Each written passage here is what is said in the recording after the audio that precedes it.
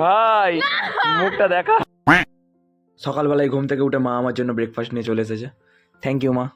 Hello বন্ধুরা, আজকের ভিডিওটা সকালবেলা ব্রেকফাস্ট দিয়ে শুরু করলাম। ব্রেকফাস্ট করে গিয়েছিলাম দোকানে আজ থেকে সামনের দিকের কাজ শুরু হবে, তাই মালপত্র বের করা হচ্ছিল। এই জিনিসগুলো দেখে বুঝতেই পারছো যে জিনিসগুলো কতটা পুরাতন তো হবেই, কারণ এগুলো দাদুর আমলে তৈরি করা।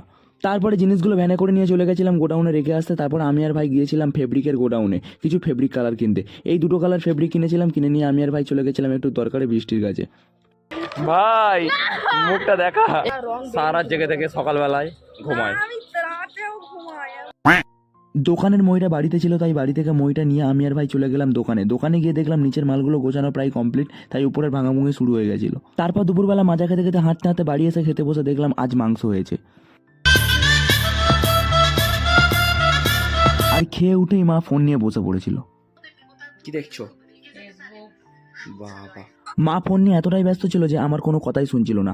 আজ দিনটা ছিল শনিবার, তাই চলে গেলাম ডান্স ক্লাসে। গিয়েই প্রথমে সবাইকে ব্যায়াম করালাম। কাল একটা অনেক বড় কম্পিটিশন আছে, তার জন্য রিহার্সাল করালাম। তারপর ক্লাস করিয়ে হাঁটতে চলে এলাম বাড়ি এসে খুব জোরে খিদে পেয়েছিল, তাই একটু টিফিন করে নিলাম। মা তখন চা খাওয়াই ব্যস্ত ছিল, তাই বাইক নিয়ে চলে গেলাম দোকানে যেতে না যেতেই বৃষ্টি শুরু হয়ে গেছিল, তাই দোকানের সব মাল গুছিয়ে নিয়ে পা ঝুলিয়ে বসে বৃষ্টি পড়া দেখছিলাম। আজকের ভিডিওটা এখানেই শেষ করলাম। ভিডিওটি ভালো লেগে থাকলে লাইক কমেন্ট শেয়ার করতে ভুলো না। দেখা হচ্ছে পরের ভিডিওতে। Till then, by.